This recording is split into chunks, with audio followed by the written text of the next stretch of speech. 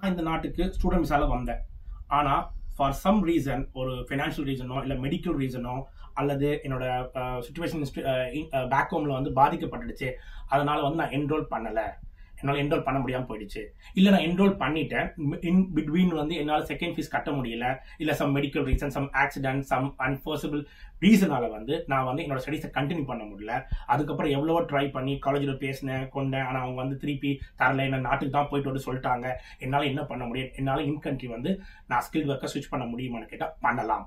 நீங்கள் உங்களோட ரீசன் ஜென்யூனாக இருந்து அந்த ரீசனை வந்து ஹோம் ஆஃபீஸ்க்கு எக்ஸ்பிளைன் பண்ணி, ஹோம் ஆஃபீஸ்க்கு டிஸ்கஷனரி பவர்னு ஒன்று இருக்கு, அதை யூஸ் பண்ண சொல்லி என்னோட சுச்சுவேஷன் தான் என்னை வந்து படிக்க விடாமல் பண்ணிடுச்சு, என்ரோல் பண்ண முடியாமல் பண்ணிடுச்சுன்னு சொல்லிட்டு நீங்கள் எக்ஸ்பிளைன் பண்ணி டிஸ்கஷன் பவர் கேட்டால் ஹோம் ஆஃபீஸ் கண்டிப்பாக இன்கண்ட்ரிலே வந்து ஸ்டூடெண்ட்ஸ் வந்து யார் என்ரோல் பண்ணலையோ, காலேஜ் கண்டினியூ பண்ணலையோ அவங்களும் டயர் டு ஸ்கில்டு ஒர்க்கருக்கு ஸ்விட்ச் பண்ணலாம்.